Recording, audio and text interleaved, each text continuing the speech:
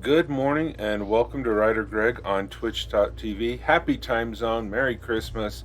Glad that you could all be here. We already have Exploding Tribble, Magic Beyond Yorkin, James Woodwright. Thank you so much for being here. I really appreciate it.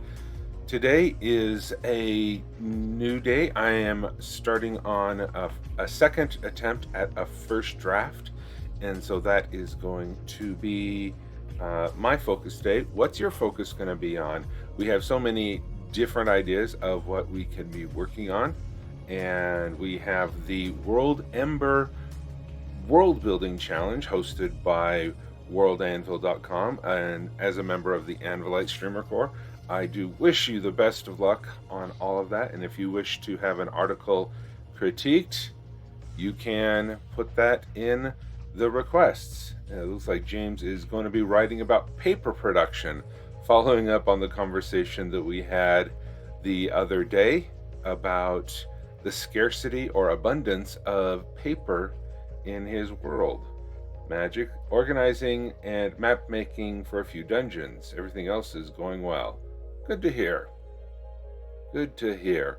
All right, so let's start off with a thought of the day actually provided by Magic Beyond Yorkin, and that, saved me some hassle this morning. All right.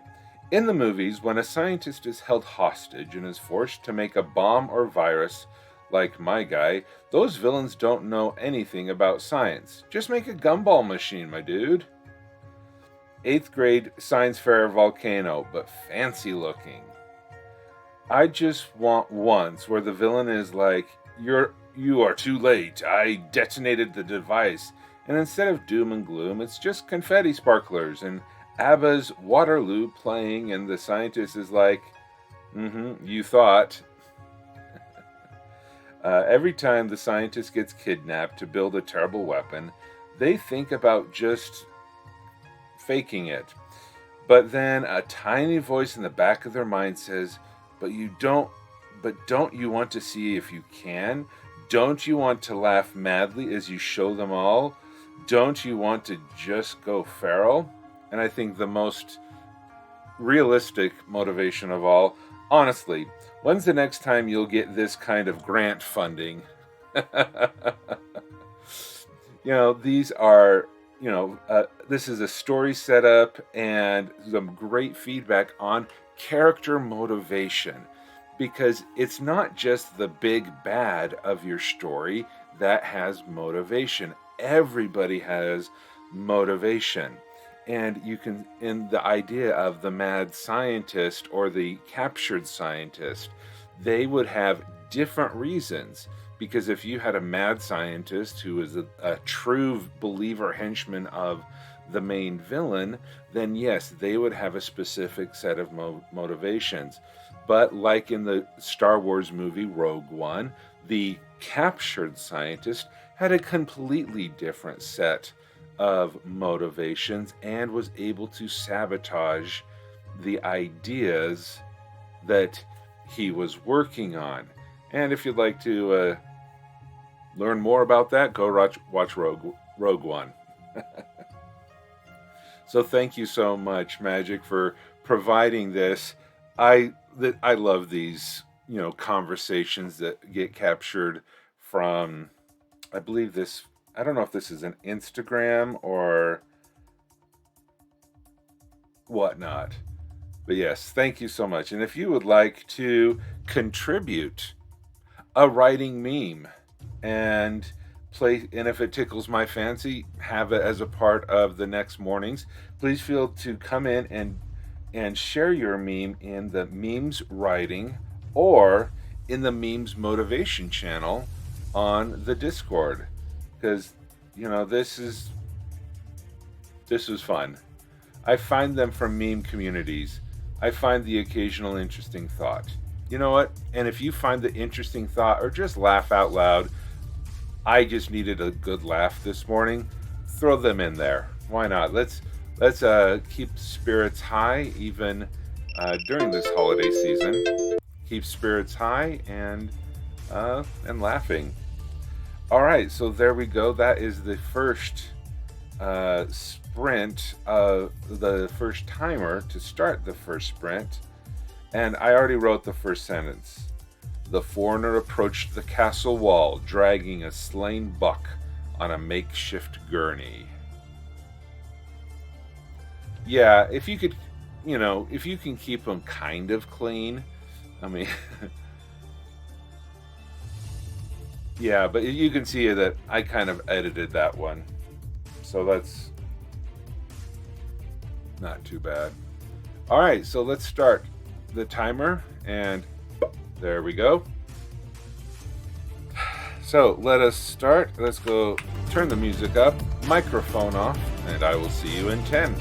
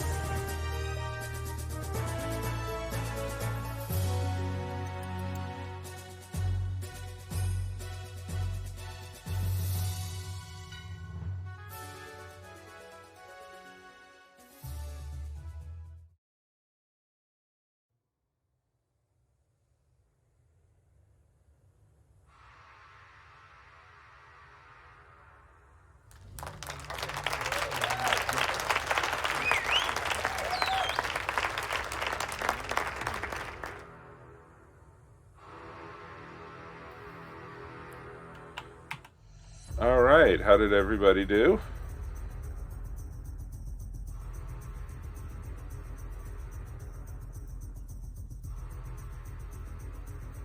And once again, strange names not being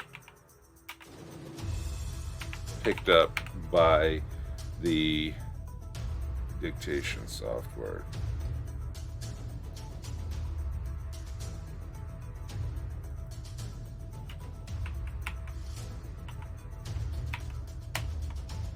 Okay, so we'll take that, paste that in there. 152 words, okay. 0, 52. I did go in here and hide a lot of the rows from from NaNoWriMo and from the previous things. Just didn't want to clutter that up too much.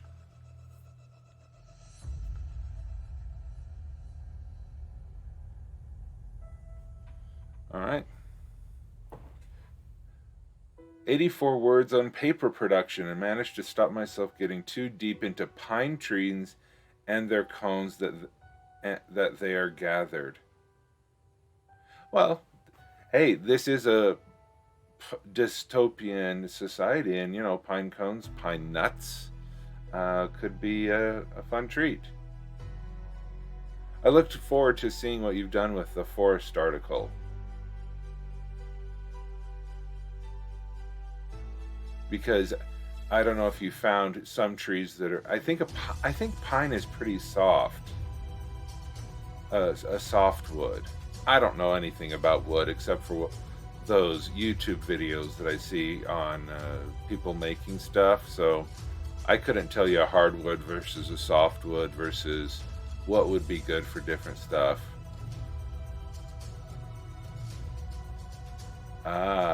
Hey, Sudan. Hello, friend. No worries to apologize. Glad to have you here. Oh, yes, James is definitely laughing for life. L4L. Oh, I'm sorry you're not feeling well. But thank you so much for making it here.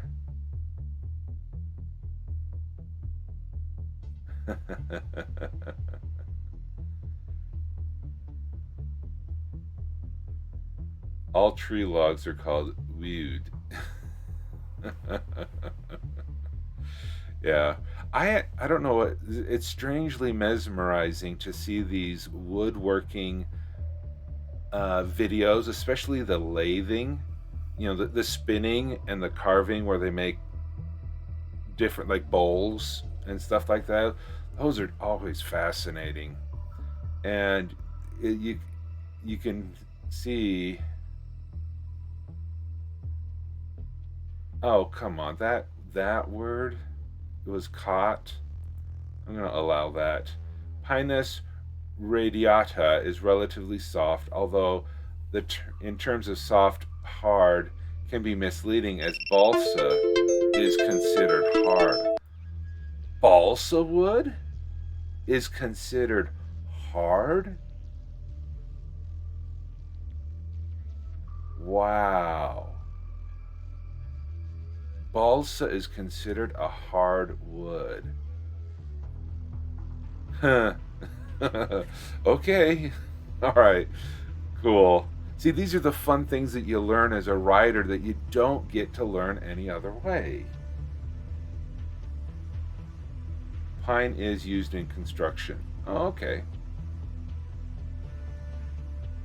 Well, let's get started on... Oh, a good example of a technical term not always meaning the same as the common sense meaning. Oh, pine needles can be used in paper. Oh, well, that's awesome. Yeah, unless you're a woodworker. Yeah. The Latin is fine. It's just Automod has a dirty mind. What can I say? Okay, let's get this sprint going. All right, there's the timer. Let's turn the music up.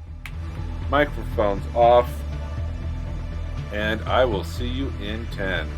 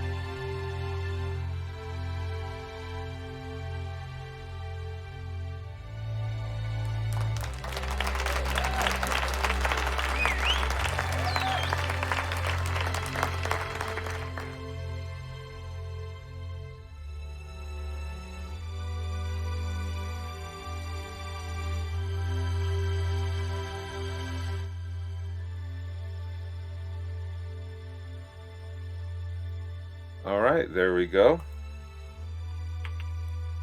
Let's see, how are we doing?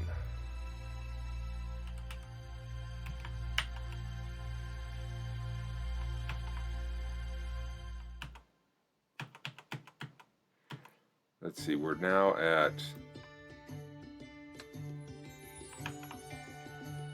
322, and we started at 152, so 170 words. A little bit better than the last. Yeah, not bad. Okay.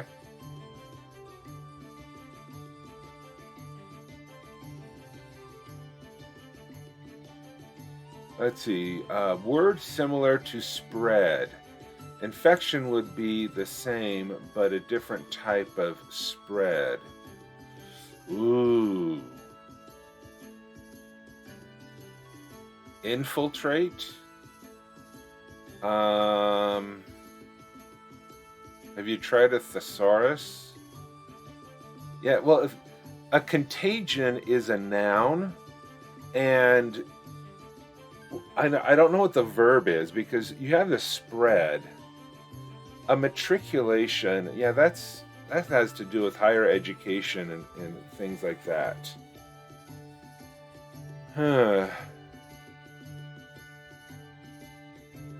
Because it is an infectation, but not viral. Yeah, what is the proper verb that goes with a noun, the contagion or infection? I don't know.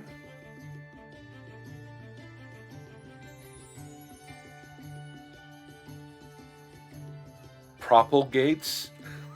I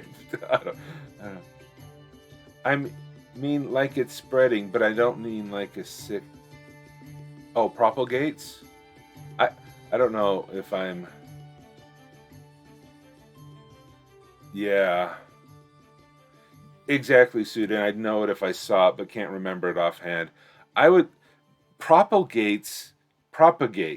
That may be more in line of animals and the restitution of a species, but but maybe you're using the same one. I would throw propagate into online thesaurus and see what happens, because I think you'll get closer to what you're wanting with propagate than if you just typed spread. But if you're not finding what you want, spread would work as well. All right, there we go. Let's get back into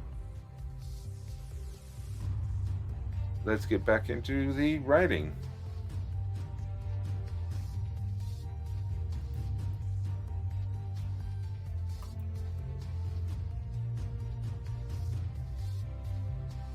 All right, there we go.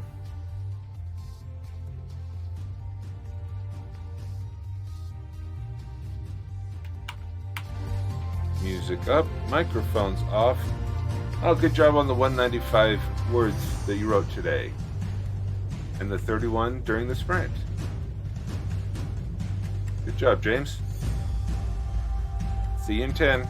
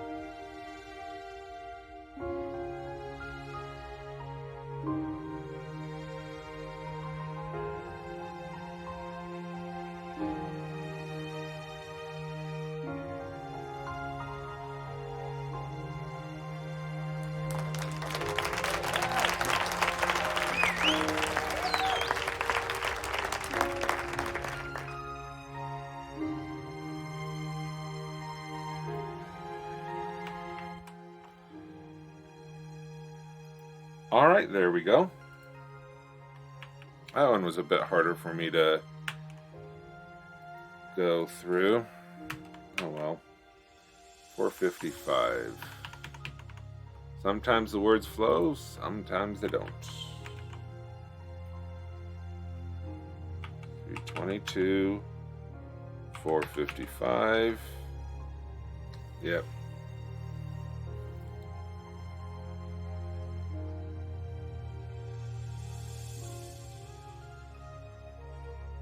All right, we do have a sprint takeover. Oh, no. The 455 isn't bad for me, Chuck Minkman. That's how many words I've written total for today. For that last sprint, I only wrote 133 words. It's probably too small to see up there.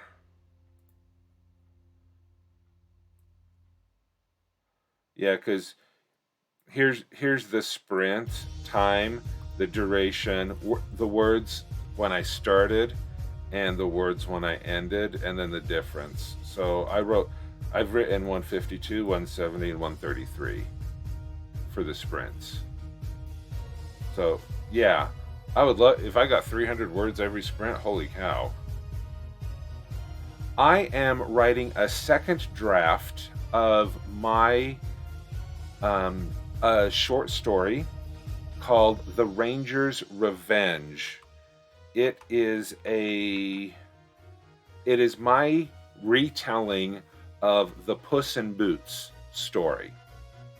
So I have my cat figure is a large black lynx, Lynx, and it's it's called The Ranger's Revenge.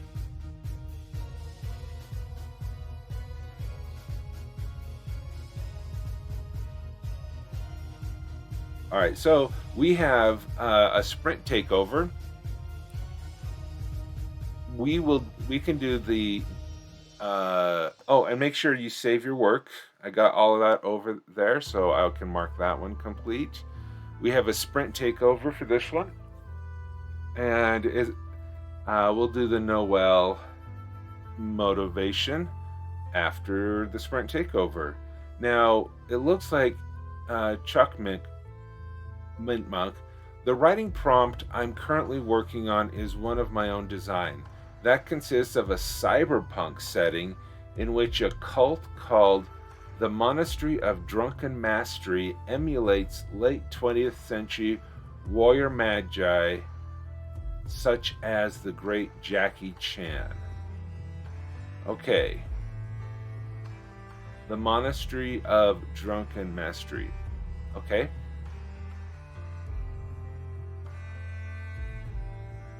Oh. Transmission is the epidemiological verb for the spread of a disease through a population. There you go, James. Transmission. Okay, so Chuck Mintmonk, this is your sprint takeover. And we'll just start this a little early. What is it that you would like to talk about this prompt?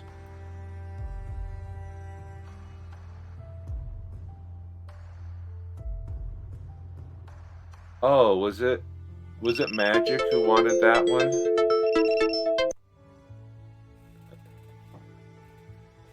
So, a drunken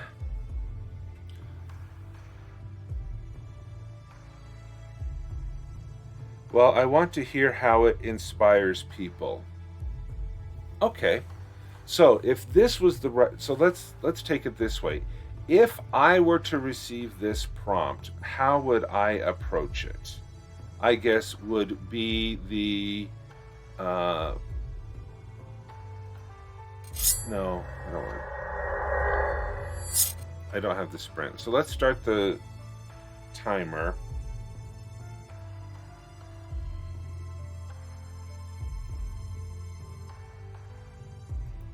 Okay.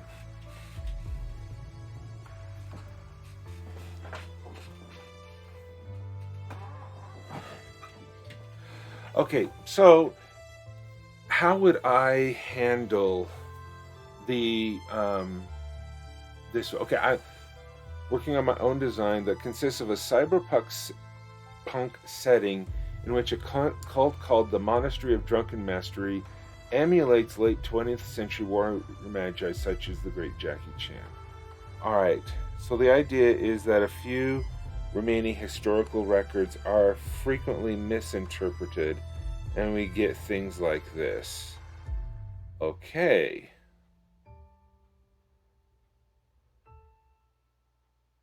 So this sounds like it's in the far future, or at least a couple hundred years into our future, so that there's enough time for historical records to be misinterpreted.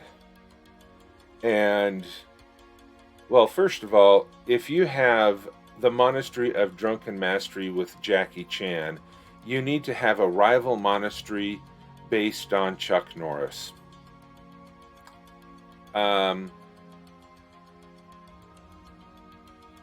Because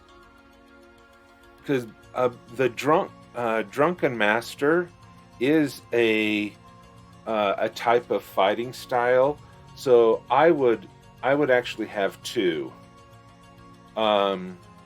You have your Jackie Chan and you have your Chuck Norris, and I believe Chuck Norris was very leg oriented.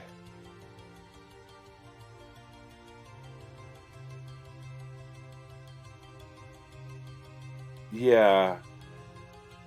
And Sudin has a really good point there, that cyberpunk is already very rich and almost cooking with too many ingredients. Very good. You want to tone down some of the cyberpunks so they do not drown out your own Wuxla. Okay. And see, that could be it. The monastery of the Drunken Master, even though it's in a cyberpunk world, respects the old ways, and they could be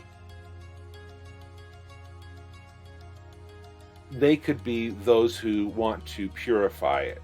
They want to remain pure, like their Drunken Master Jackie Chan. I don't know what Wuxla is.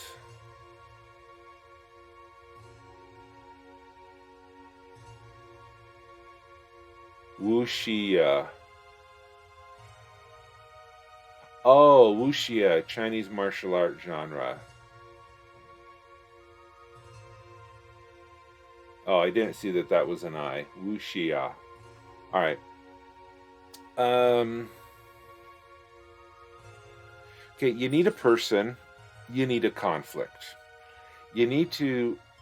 How long of a story is this going to be? Is this a setting for a short story, or is this a setting for a novel or novella? Because it depends. I would... Wushu. Okay.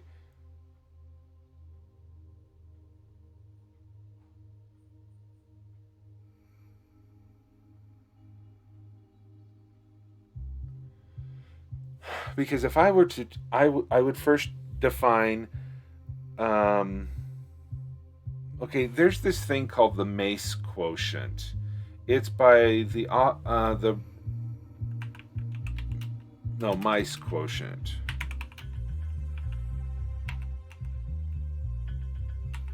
Writing Orson Scott Card. Orson Scott Card has this thing called the Mice quotient, and it depends on what you want to do.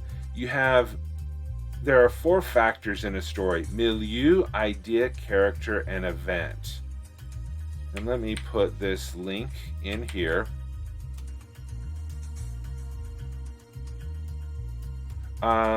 Milieu, idea, character, event. So I would pick one of these things to set into this story. What are you trying to do?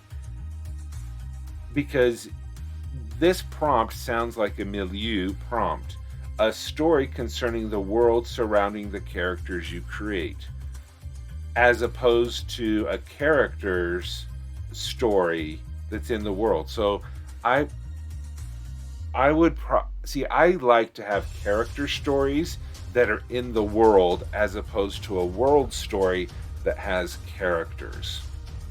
So I would have the story being a young recruit who is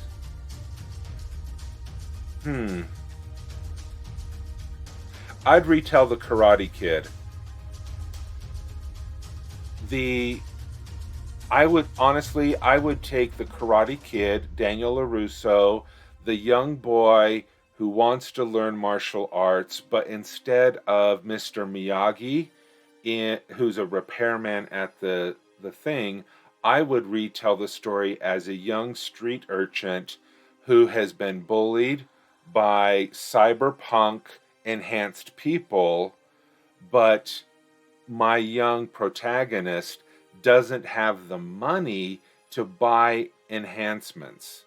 So he turns to the monastery of drunken mastery, and he finds a Mr. Miyagi type character, an Obi-Wan Kenobi or whatever, and he goes into there and he learns about it. Because it's because it's a character who doesn't know anything about the thing, that gives a way for you to teach the audience, your readers, about the world, because you have to because your young pupil learns about the world. Okay, you always need to have an audience.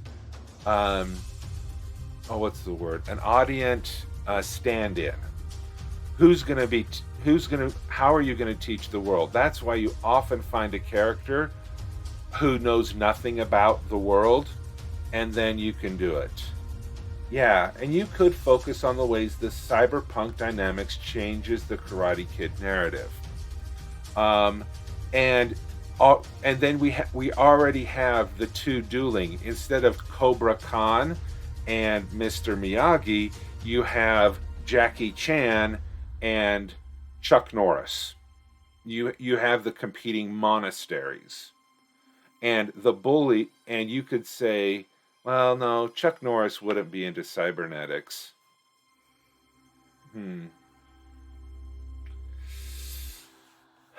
But yeah, I would retell the Karate Kid, but you would have to have it different, because if you're talking about a short story or a novel, you can do a lot more with a novel, and you can have more of a hero's journey.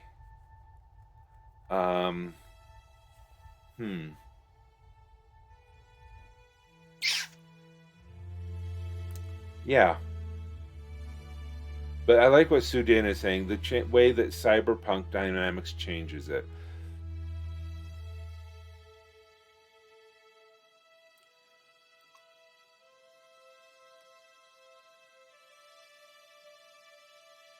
Yes, emphasizing the differences is important, or else you're just going to be accused of being copying. And if anyone has any Chuck Norris memes that they would like to share, please go over to the Discord server and put them in the memes writing. Good to see you, Bob. But yeah, that's how I would take it. Is I would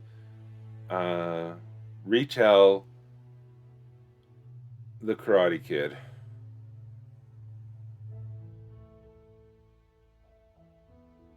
Oh, that's true. And joining the monastery is the only way this main character could get cybernetics. Hi, Makaro. Cultural misinterpretation. You would have to lay heavy into that, but I would be careful to avoid negative stereotypes. That could be a challenge.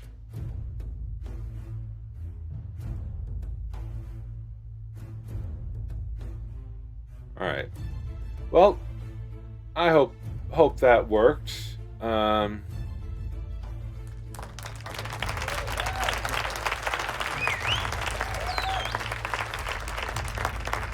Yeah. So there's the sprint. Yeah, that was fun. That was a fun a word I thought.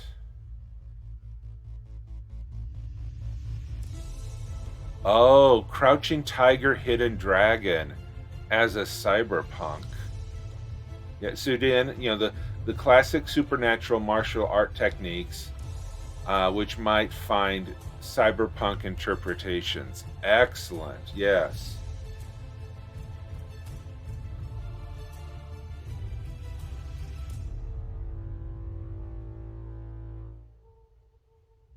Which is correct, sub database or sub databases? Neither.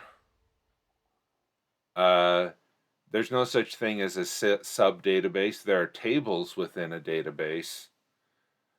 There are views into a database, or you have separate databases that link together, but there's no such thing as a sub database. They're just two different databases that have links. You could say there's a table of information within a database.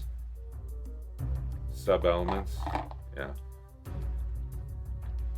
It also depends on your database, whether it's a SQL database. Oh, it could be a data set.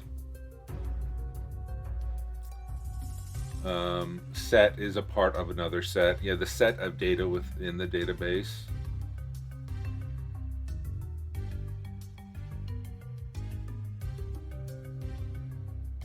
Wiktionary says a database making up a part of a larger database. But yeah, I'm not using databases in database, tables in schemas in databases. Yeah, programming is weird. And there's also NoSQL databases. There's also tableless databases. It just depends on how your audience that you have.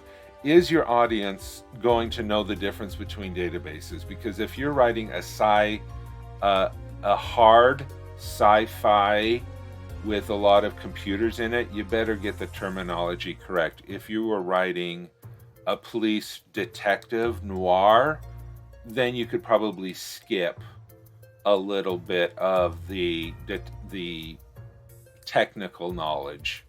It just depends who you are writing for.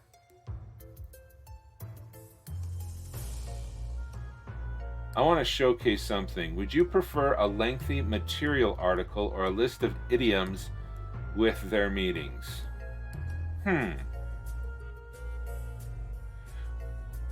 Which one do you want help with? Both of them seem interesting.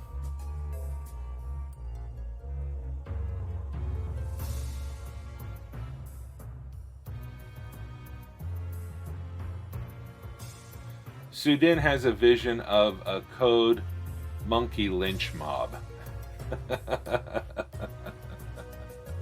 All right, phrases it is.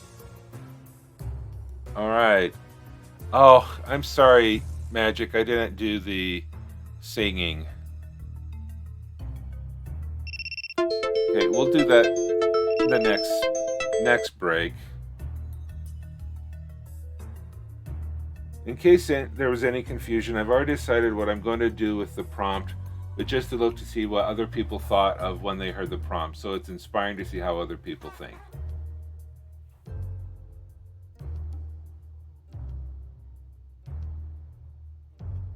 Dinosaur Bob, that is an excellent point. That is an excellent point. Non-techies would think to be highly techie, but techies would wince. Right. And see, that's why I brought up the whole idea of audience. Who's your audience? Because yeah, you and I, Bob, are techies, and we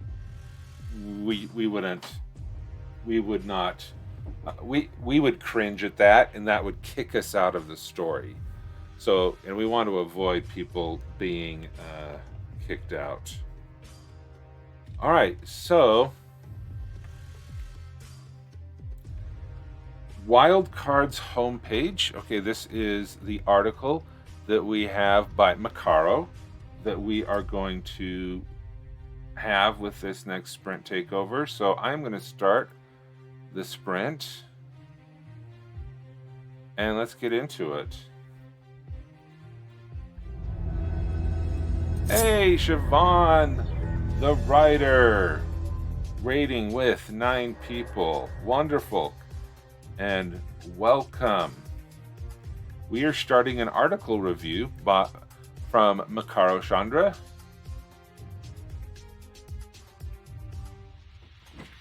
Okay, at the Academy, people from many countries gather, but some phrases are well known to all. Oh wait, gotta turn off the music.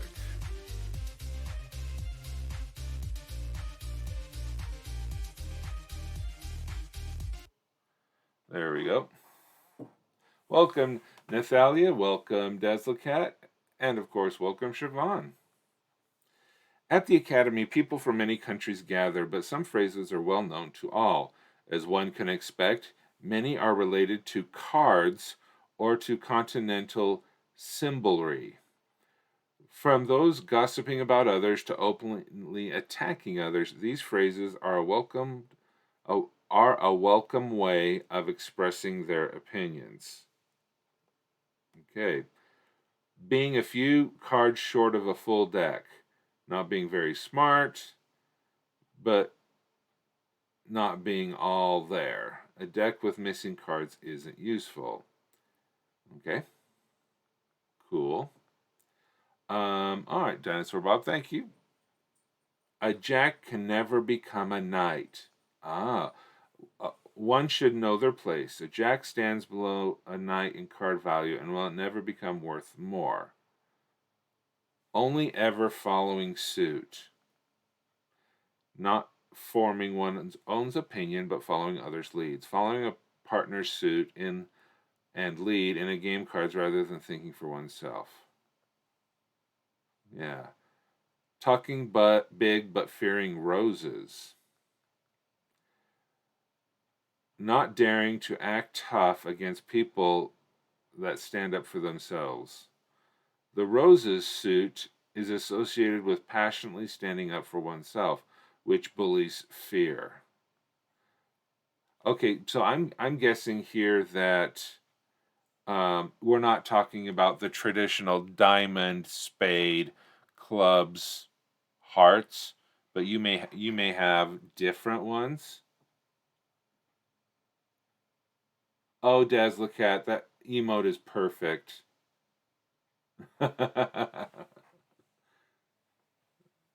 Yeah, they're alternate card suits. Okay. That is awesome. All right. Being black-hearted, being brave and willing to fight for others. Black is symbolic for willing to protect villages by resisting unknown dangers. Interesting. Black-hearted sounds like it's a good thing. Interesting.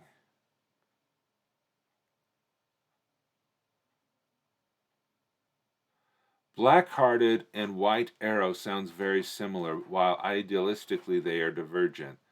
The phrase is too similar to have come up this way. A good person need not fear the quill. Good people don't need to fear the state or idle gossip. Quills are the weapons of royal accountants and the free press. Interesting. Being a white arrow. So obsessed with worshipping an ideal that one is out of touch with reality. White can stand for unrealistic ideals, and arrows are meant to stand for those willing to protect others. The combination about defending an unrealistic ideal is instead. A gray mind wanders. Someone who stands back and observes cannot be trusted to always have one's back. Gray is linked to both detachment and transitioning. So a detached person cannot be trusted to not move on when you least expect it.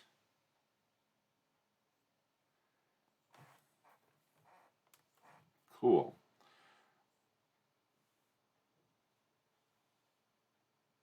Common association in users of specific colors and symbols. Okay. I like the first one. I like the second one. I like the third. The fourth one took a. I would almost shorten it. This one to just fearing roses. Oh, that character is fearing roses. Okay. I don't know. No, talking big but fearing roses.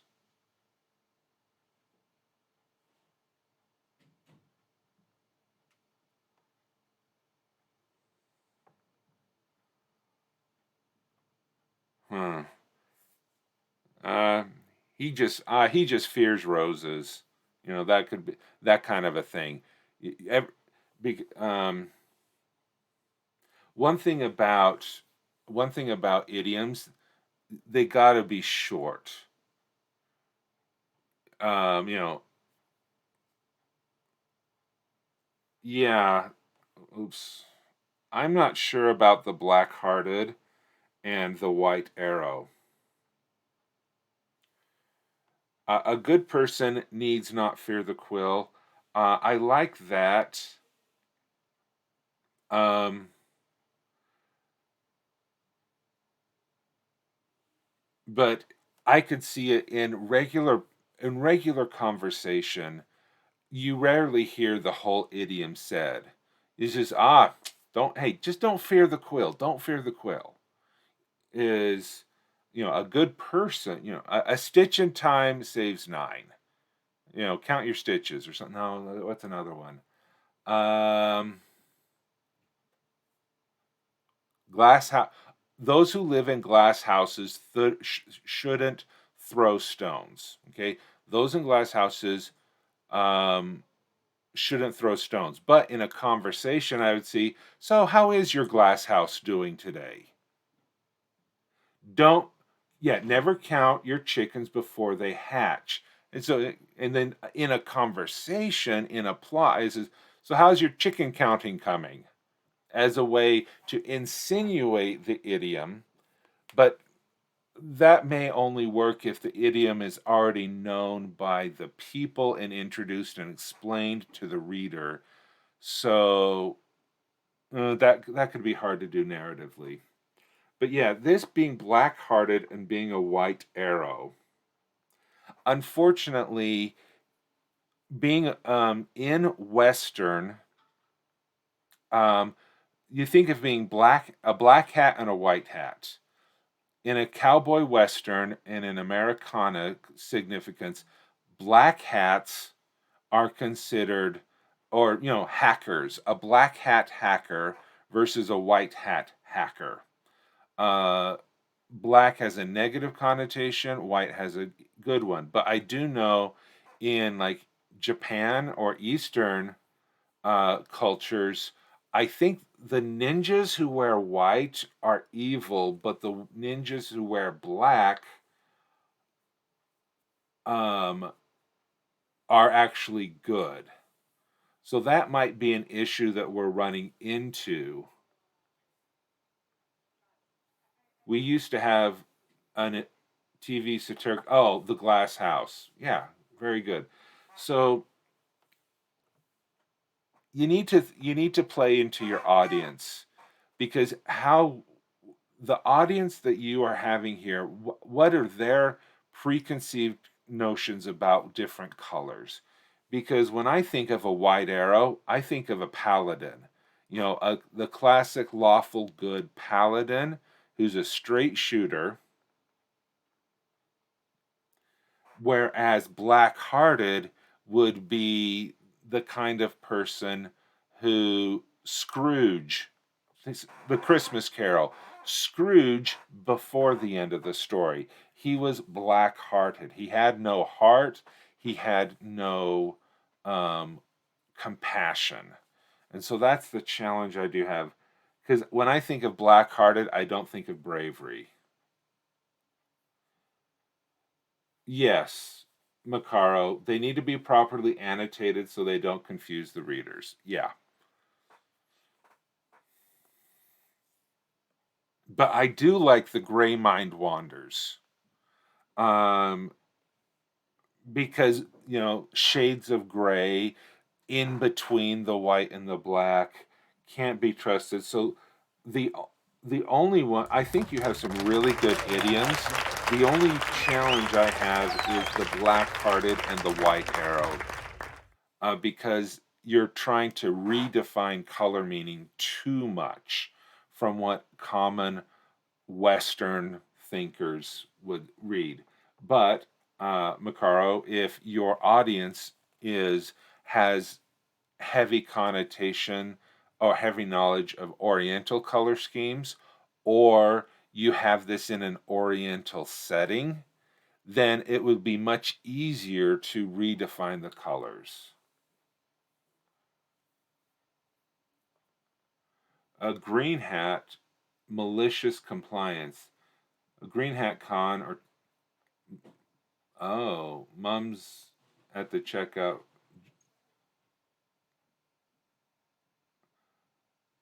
Mom's at the checkout around Christmas time jump at the chance to give partially depleted gift cards to a young man complaining that he miscalculated and maybe $2 short.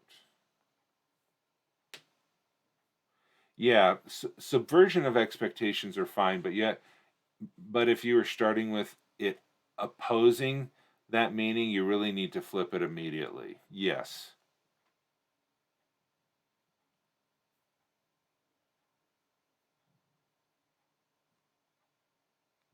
All right. Good stuff. Good stuff.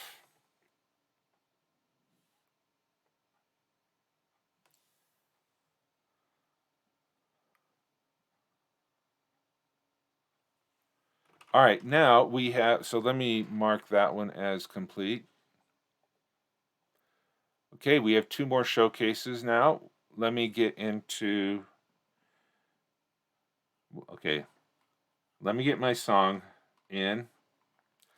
Silent night, holy night, all is calm, all is bright, round yon virgin mother and child, holy infant, so tender and mild.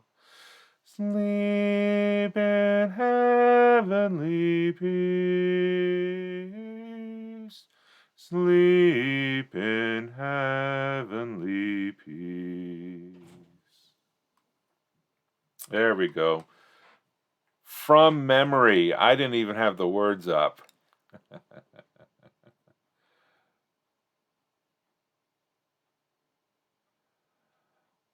Yeah, I started that tune way too high. I'm a baritone slash bass, and that was a tenor range.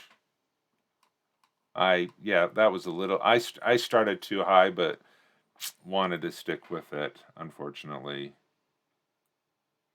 I love a cappella singing. Okay, so we have the sprint from, no, we have Dinosaur Bob. You're preaching to the alto. My wife is an alto.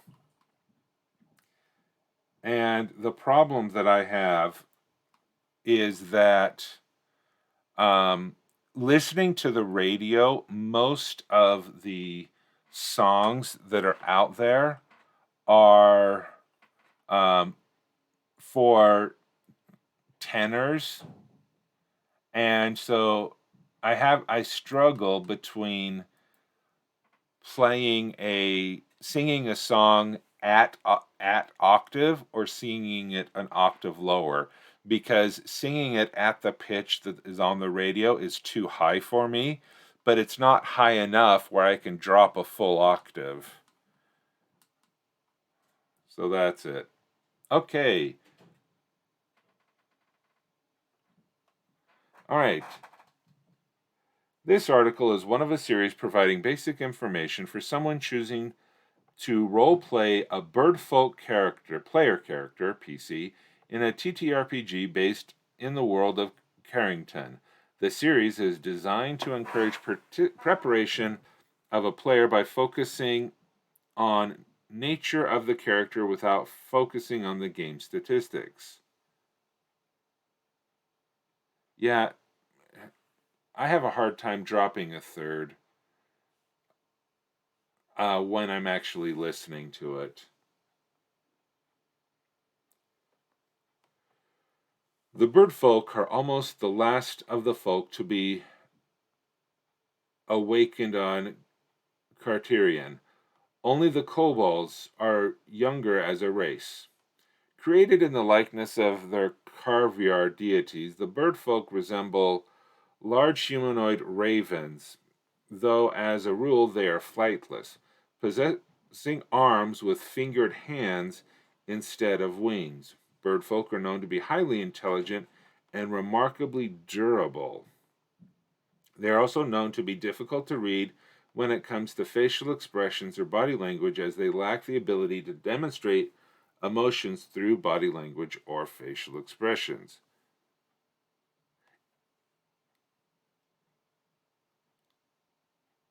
Preferred race name, Aquana. Birdfolk is not offensive if used by other folk, but you will never use it with another Aquana. Aquan, though almost all birdfolk speak common, and that, okay. These are some great images. Is this from Heroes Forge?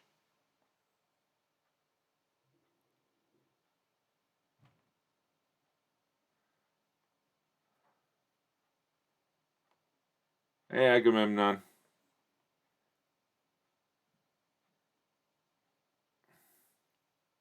Birdfolk have an avian head structure covered with small feathers and a large raven-like beak. They do not have eyebrows, nor do they have many facial muscles to control expression. Most birdfolk have plumage that range from grays and browns to jet black.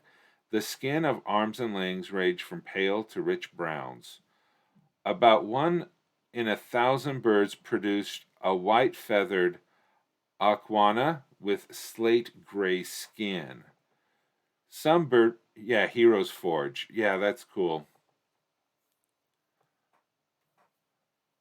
Okay, I can't, all right, I can't take any more uh, showcases because I'm going to run out of time. So we'll need to stick with the three that we have. I do apologize. If anyone else accidentally signs up, I'm going to have to refund it.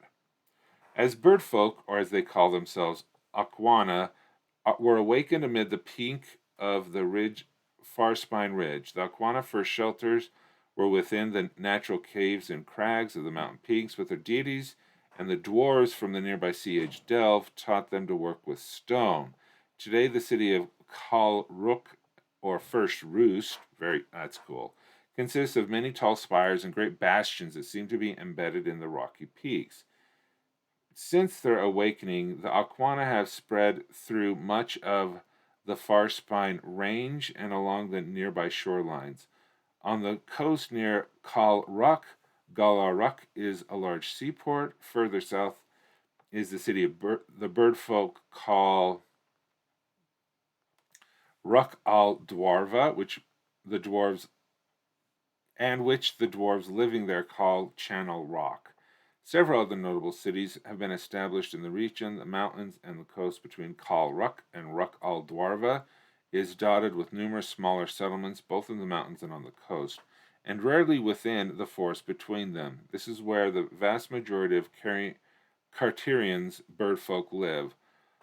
Through the rise of the wave riders to allow them to spread across the seas. The birdfolk have also established cities with few other mountainous locations and Carterion. Yeah, these Hero Forge things are awesome looking. Okay, life cycle. How much time? Okay, got 4 minutes. But I really like how you're having good naming conventions. Kalruk, Galaruk, Galkraruk, and Ruk al Dwarva. That that is some pretty cool stuff.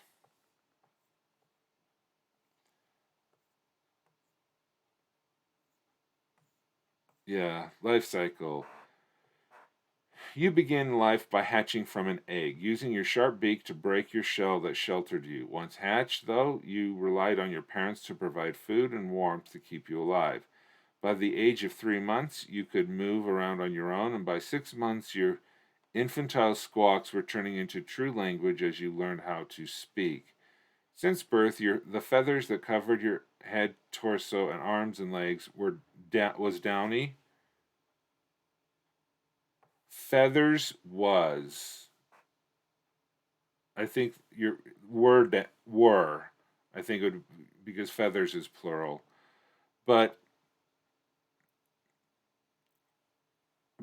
at about age 3, you underwent your first molt. The fluffy down was replaced by feathers that resembled those of adult birdfolk, but were still small. This marked the beginning of your adolescent period, during which most of your formal education took place. You continued to grow in size until age 14 or 15, at which time you molted one last time.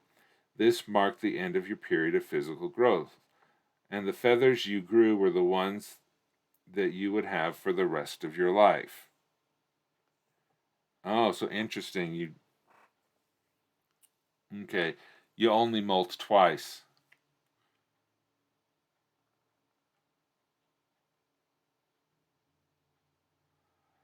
Once you completed the final molting, you were considered to be an adult and were expected to take your place somewhere as a productive member in society. This may have also this may have also the time when this may have also the time when you began. That's awkwardly phrased. When you began your careful search for a life mate, the one with whom you would bond to raise a family of your own. Bird folk only ever choose one mate in life, if they choose one at all. Because of this, you would take great care to ensure that a chosen mate is truly a good fit, one that you will be able to tolerate for the rest of your life. It is extremely rare for an Aquana to establish such a lifelong bond before their 20th year of life, and often it takes longer than that. Uh, and in fact, it's not unusual for Aquana to go through life without ever mating. This is not considered strange or unusual, it's just another instance of personal choice that is nobody's business but your own. Once you do find a mate and life bonding rituals are complete, you will settle, probably in a birdfolk city, but any safe, secure place will do. Females are capable of producing eggs until approximately their 40th year of age. Eggs are laid singly, and while it's possible to produce one egg per year.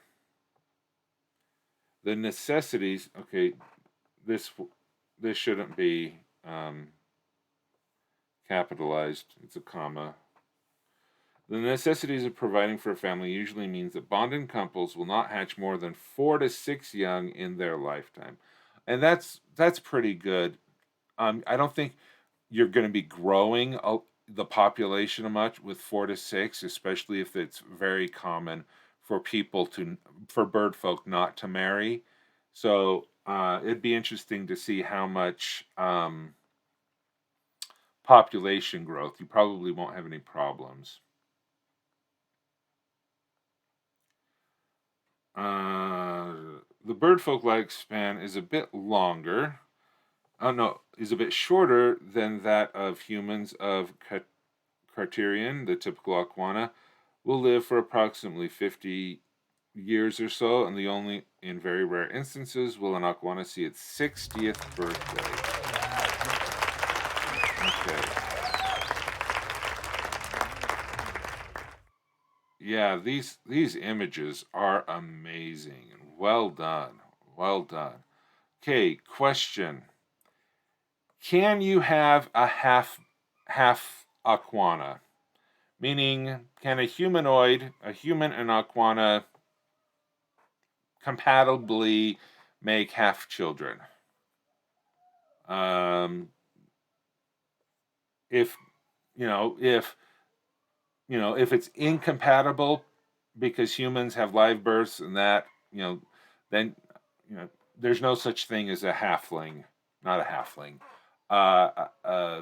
a mixed breed between this species and humans. They're not biologically compatible. Okay, I could understand that. Good information. Okay, the feathers that covered your head, torso, and upper arms. Okay, but what about, because you do have a lot. Everyone here is wearing a shirt, but the question is, do the feathers stop at the neck? Because I could imagine if you had feathers from your head to your waist, that there would not be any. They wouldn't wear shirts. Any place that there would be feathers wouldn't have shirts. So based on these images, I'm guessing that the feathers stop at the neck, and it might just be skin, like their hands and their feet, the rest of the way down. But yeah, love the artwork. Okay. Yeah, really good stuff there. Okay, so now we need to get Dazzlecat in here.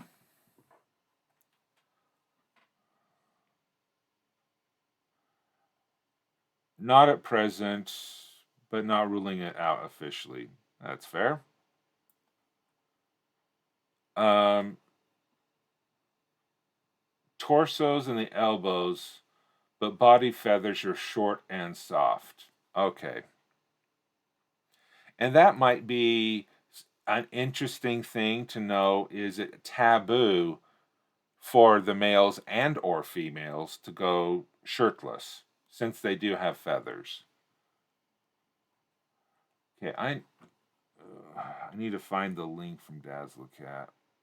There's okay. I'll just grab Nathalia's while I found it.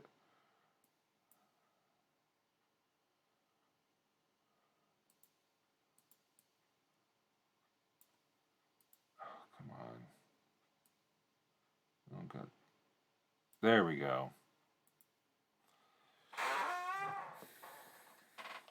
Pin feathers on upper arms. They would prefer sleeveless. Okay.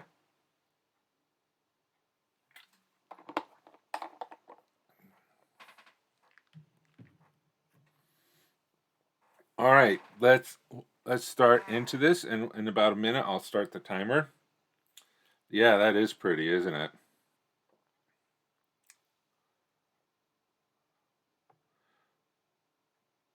Clothes aren't only a substitute feather; they're a cultural thing. That's true, Kajutan. It's just it just bring. I think clothes and the lack thereof, or the abundance thereof, really tells a lot about a society. Um, yeah.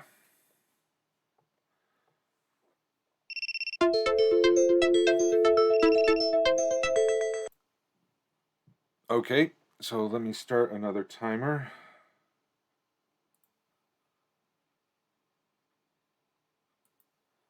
Yeah, Heroes Forge is definitely getting a workout in World Ember this year. um, Nistling. The men glared down at their friends.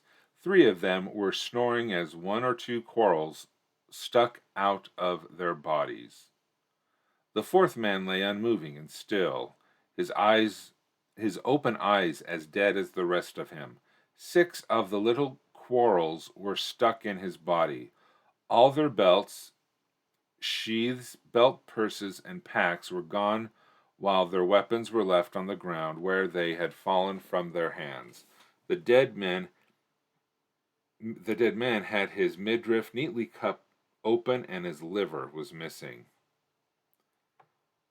Well, at least they didn't steal their livers, one of the men said to his two companions as he pointed out the three sleeping men. Saw us coming, a second man said. Now shut your trap and get to carrying 'em back to camp before them Nislings come back for more to take our livers. They pulled out all they pulled out all the little quarrels before each man grabbed one of their fallen friends. They hauled them back to their camp, which had nets stretched over it. Leafy branches had been spread over the nets to hide it from sky attacks. Captain Four had insisted on bringing the nets and then using them over the camps every day of their expedition. This was the first day her men truly appreciated them. Cool. All right. Nislings believe their kind was. It should be a work created.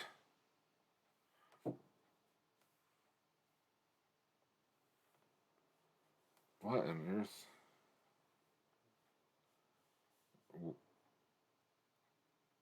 There was created by the mysterious dragon god Mordoon.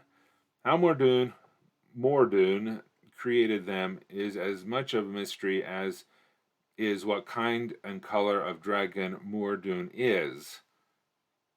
They believe Mordoon gave them their wings as well as their tails, which they take great pride in. Tail bands and such are the height of fashion among Nislings who have little use for clothes other than warmth if they find themselves in cold places. They do wear belts and harnesses to carry their tools in pouches. The night is their day, and their eyes are adapted to darkness. Okay? The Nislings believe Mordoon taught them their tribal way of life and methods for them to stand as equals in a world filled with bigger folk.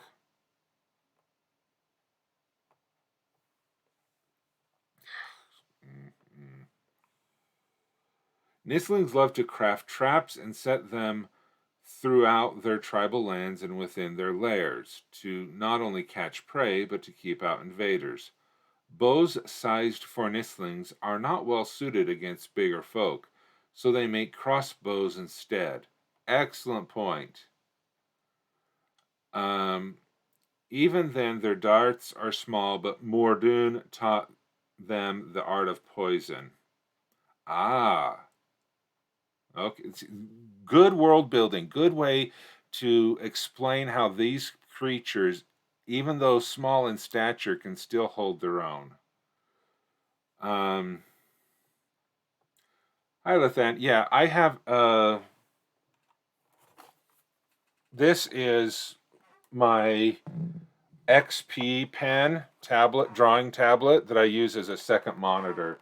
So everything you see on the screen behind me is actually my XP pen drawing tablet.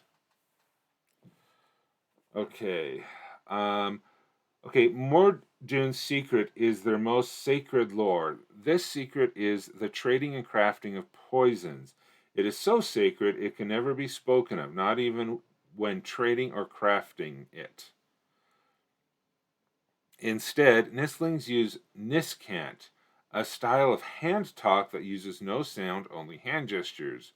Though there are many types of poisons that Nislings make, only 4 were taught to them by Mordoon's secret. Okay, now, because you've capitalized secret here, it makes me think that this is a noun. Like this is a proper thing, not just a secret that they have, but it is proper. It is official. So if that was the intent, good job. I love the hand talk. It is so sacred. They can't verbalize it, so they have a sign language to all about their poisons. I think that is really cool. Okay, the first of those is Scum Frogo. which puts a victim to sleep. However, if someone the size of a man takes 6 bolt wounds from it, they will die.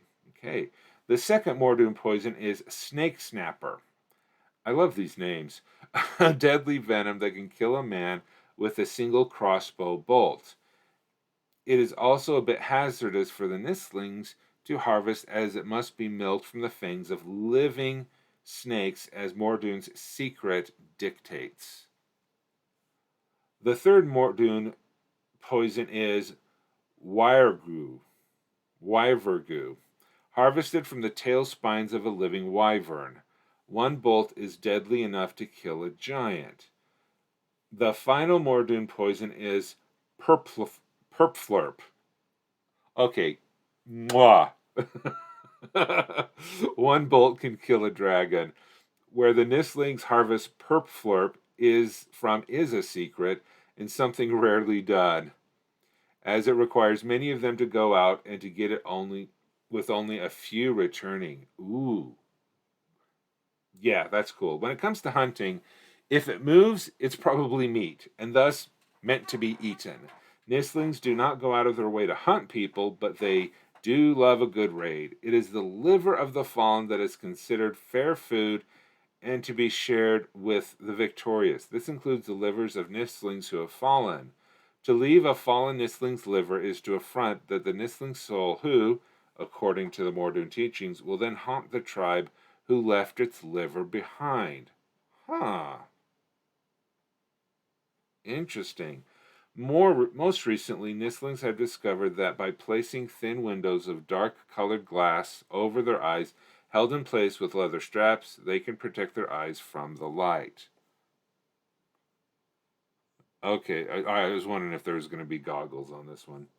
That is some that is some cool stuff. Okay, I'm going to skip. Okay. Yeah, they eat the livers. Interesting. That it's also interesting that a creature that focuses so much on poisons will eat the organ that is meant to remove poisons from the body.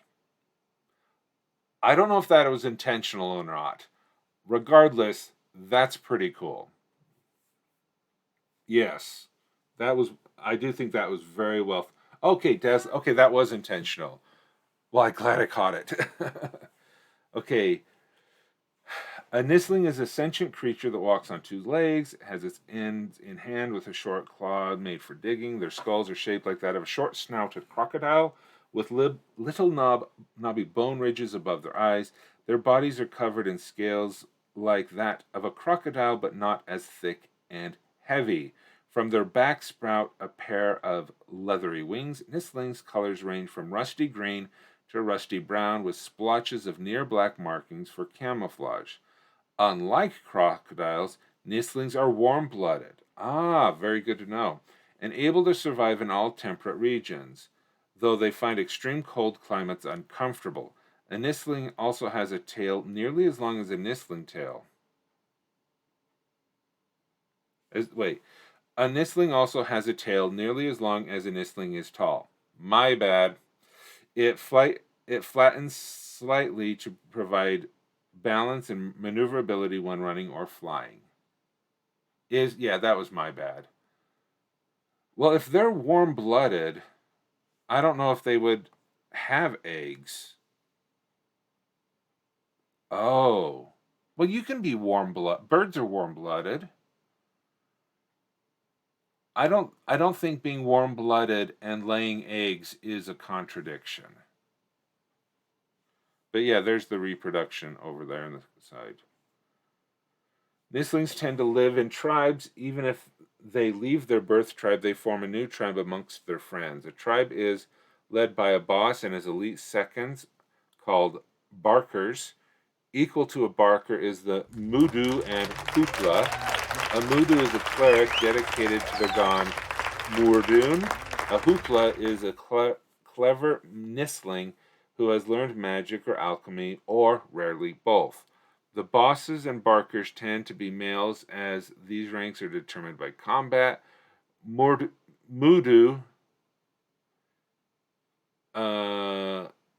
tends to be females and often the diplomats of the tribe. They attain rank through study and earning respect over the years as they provide good wisdom to the tribe. Hooplas are equally male or female and generally are those within the tribe who cannot compete well in the combats or have been denied training within the Mudu due to tribal politics. Yeah, this was fun. And it's also cool to see the Hero Forge art here. Um, okay, so you do have male versus females over here. Dietary habits. Okay, focusing on the livers. Okay, reproduction, growth rate.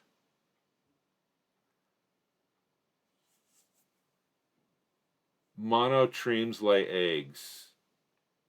Yeah, platypus are warm-blooded mammals and lay eggs. Well, I don't know if I don't consider them mammals. Um, I don't because mammals have to produce milk. Um, I don't know if these are just a warm-blooded reptile. That would be interesting. Um, but yes, very well done. Yes, I love the poison. The names of the poisons are really fun. You got a good story here. They look like kobolds from monoterms are mammals, Greg. Take it from an Australian. I take it I shall. These are serenoid. Okay. It is fun how many people here are from Australia. I really, really appreciate you all staying up so late to be with me in the morning. Okay, so again, well done. Well done. Okay, now we need to go to Nathalia Books for the last sprint of the day. I find it funny to have random people suddenly reveal they are Aussies.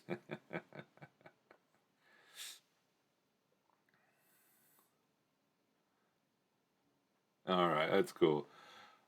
Okay, Red Tempest Cafeteria. Ooh, this is a landmark. Breakfast, lunch, and dinner.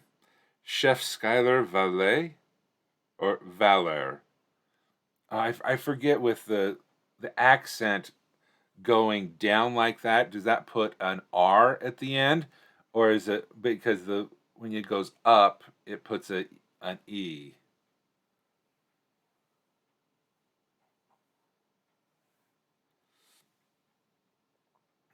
Okay, young vampires under the age of 18 years need to eat normal food because they are still growing and cannot survive on blood/bloodberries alone.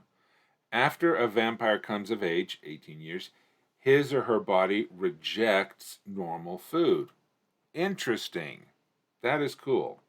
Here, the food looks normal, but the dishes have a vampirish twist to it. Valer. Okay.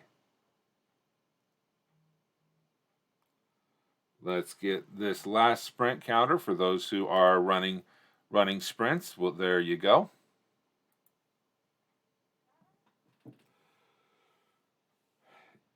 Here the food looks normal, but the dishes have a vampire twist to it, so the students can get used to the taste. These can be with sauces or syrups. There are dishes served without it, so the students can choose. These flapjacks have bloodberry syrup on them, so we can get used to the taste. I recommend you stick with that you stick with those with normal syrup. That you stick with those with normal syrup. Not sure about that. Nan Naranor breakfast, flapjacks, waffles, simple, simple, full. Everything, okay, breads with various toppings, scrambled eggs with sausage, toast, and white beans and tomato or in a bloodberry sauce.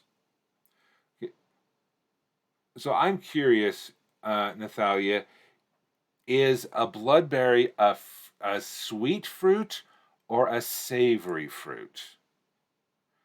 I don't know if you can have savory fruit, but I'm just curious to know in your mind, is bloodberry savory enough? Like a, because does it have a protein-like taste? And that's why the bloodberry can be eaten by adult vampires as opposed to just regular blood? Both. Oh, depending. So there's many variations of bloodberry. Okay, I'm presuming. Okay, scrambled eggs, noodles, sandwich, flapjacks, waffles. Ah, okay. Pizza, frying day, soups, barbecue, potatoes, bloodberry sauce, bloodberry soup or tomato soup with bread. Okay, there you go.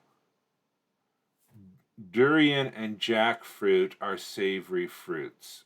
Yeah, okay. And I heard durian just stinks to high heaven and has a very unique flavor. There's a standing tooltip on bloodberry. Oh, blood. Okay, sorry. Bloodberry is a berry with the same properties as blood, so it can coagulate. So the juice of a bloodberry can coagulate like into a gelatin. Interesting. Avocado is also a fruit. I didn't know that. Avocado is a fruit? Well, I guess it has a pit inside of it. Hmm.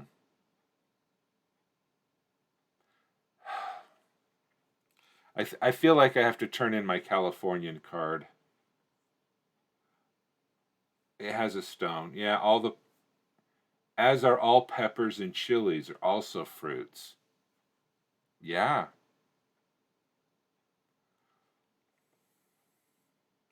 Special request allergies report this to Chef Skylar Valère. Hot or cold bloodberry juice? Okay. It is possible to put syrups in your hot drink. It is not uncommon for the vampire students to put some bloodberry syrup. I think you might have a typo for bloodberry there. Into their latte macchiato.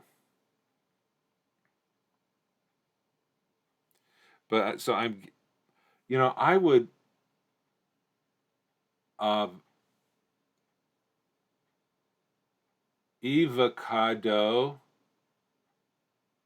avocado. At least I'm not saying free shavacado. Avocado? It's not avocado. Avocado.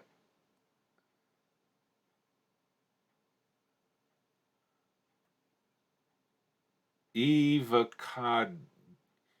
Avocado.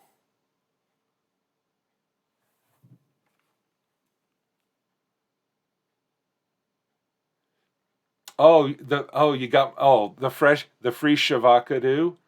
You can thank my children for that.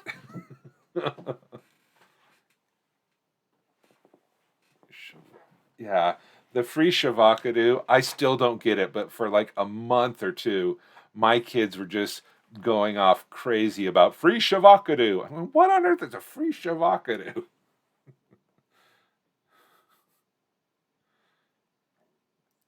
Okay, this is a fun article. It's a really cool way to have a landmark and to just butcher proper pronunciation. Oh, I do that for free. I'm completely okay. I All right, let me finish this review first before we get into that. I really like it. I'm glad to know that there's more things about bloodberries.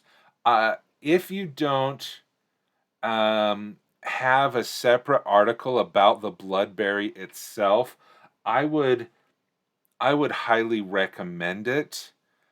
To Because if this is their main food source, blood and bloodberries, I would really, um, I would probably have same Sudan, same right here, same.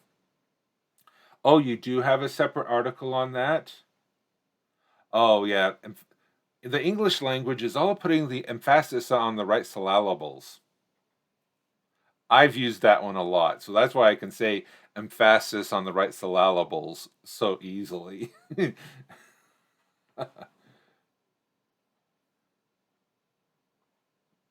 Well, and I do like the idea survive on blood and bloodberries.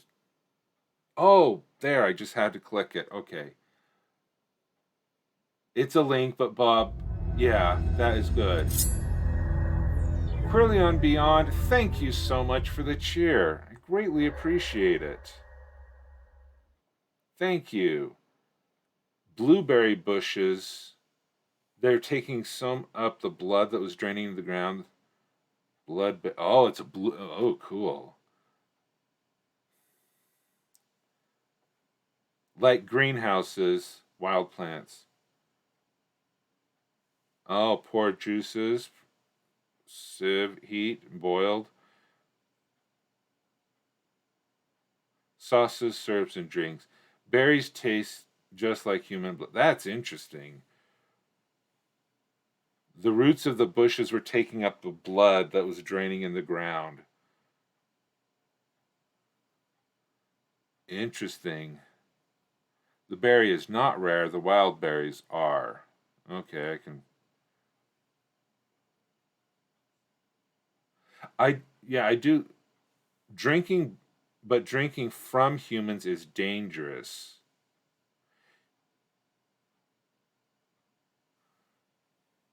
But drinking by humans? Hello, Quillian. Is it drink it but drinking by humans? So it's dangerous for a human to drink the juice of a bloodberry, but for vampires, if you wanted to be a vegan vampire, which may sound weird, but if you wanted to be a vegan vampire, you could literally consist only on the bloodberry. But could the blood I sorry to diverging over to this because I just think this is a fascinating world building thing. When you say the vampires can't, okay, they can't eat normal food, does that mean uh no to Stephanie Meyer? Okay, there are many there are many good things that you can learn from Twilight. Okay, um so I guess my question is, I mean, can an adult vampire eat a bloodberry pie? Is my question. Could they eat a bloodberry pie and a crust? Or are they only eating the fruit? And stuff like that. What other because when you say only blood and bloodberries, does that prevent you from, yeah. I'm sorry, Quillian. Yeah, I need to reject that because my kids are waking. I need to wake up my kids and get them ready for school. No, they can't eat the pie, only the fruit. Okay, uh, I would probably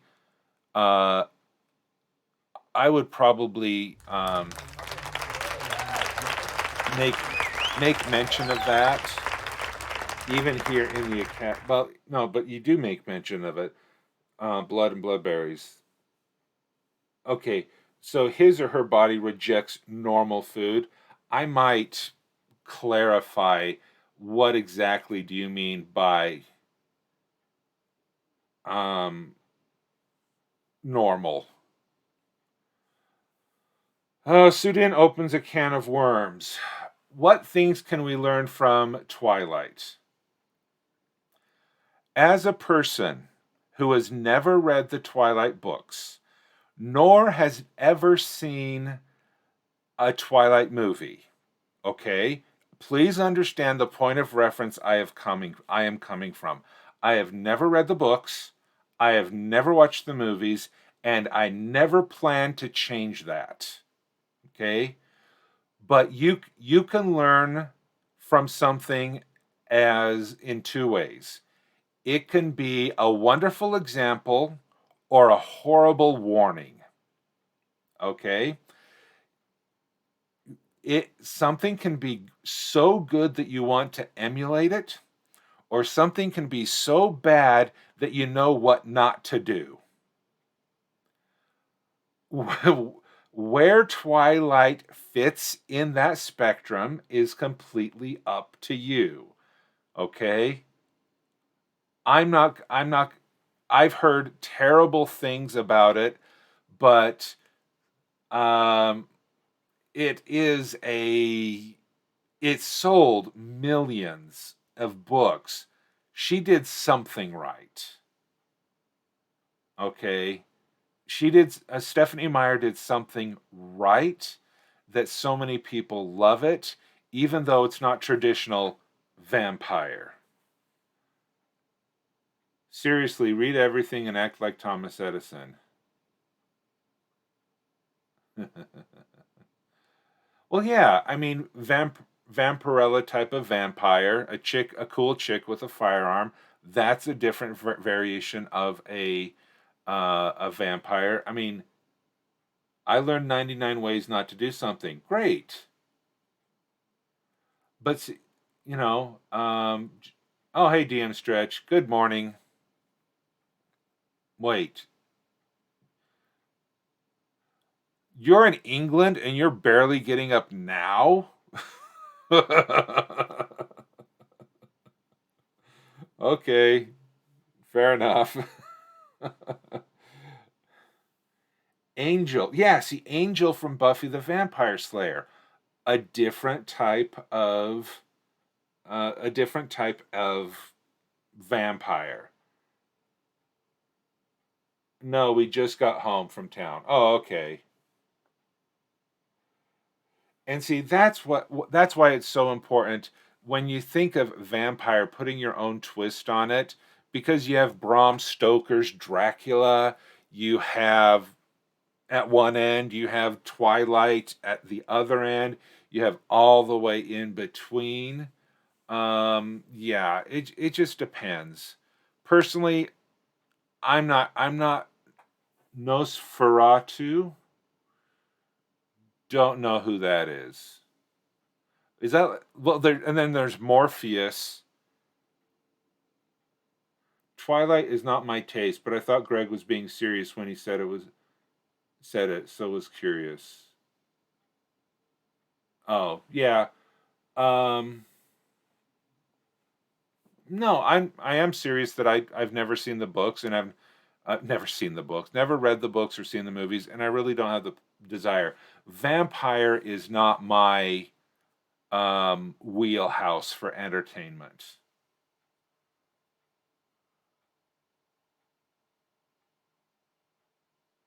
Yeah. Oh, Nosferatu is your typical Dracula type vampire. Oh, okay. Hey, the big juicy, welcome. Yeah, so when it comes to vampires and horror and things of that nature, it is not something that I've delved into a lot. Yeah, I know everyone's getting here right when I need to leave. So yeah, I need to update. I love Epic Pen. It has been wonderful. I found it. Uh, yeah. So let's. Okay, let's. I hope there's someone to start sprints. I Oh, DM Stretch, you're alive. You're alive. You're live on Twitch now. I know this is so good. Hotel Transylvania. Okay, I do like the Hotel Transylvania cartoons. Those were good ones. I did like those.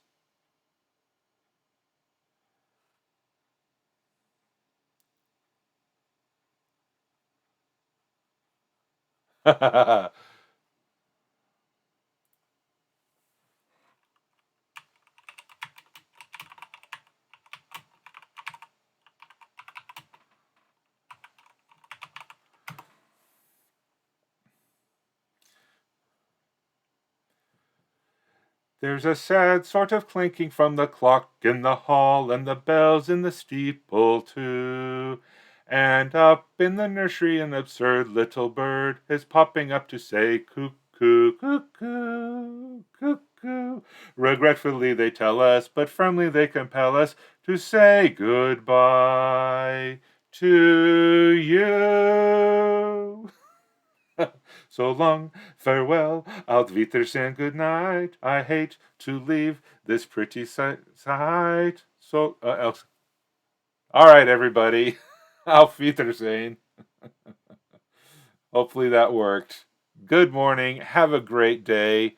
I hope everyone is um, gonna best of luck to everyone with their efforts in World Ember. It was fun reading all of these articles and having such a great conversation. Good time zone. I do hope that everyone does feel free to come back and we can have more of these conversations, hopefully before my kids have to wake up. And we can, as I start at 7 a.m. Eastern time, 5 a.m.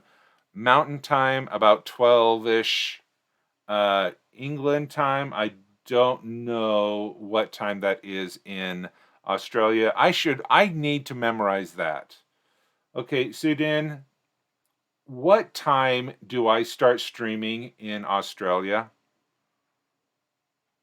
Is it like 10 p.m.? It's 22:30. Are you on a half time zone?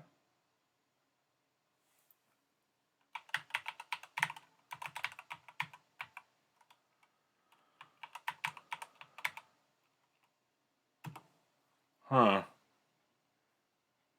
Yeah, about 10:30 p.m. Oh, okay. That is not what I wanted. Twitch.tv/D. Okay. I actually went to DM Stretch's Twitter page by accident. Oh, so there is a half-hour time zone here. Oh, okay. Grab Taco Bell's Nachos Party Pack whenever you're dressing. I do love good nachos. Raid. All right, so we're going to raid DM Stretch and going to go for that. And Magic, let's see.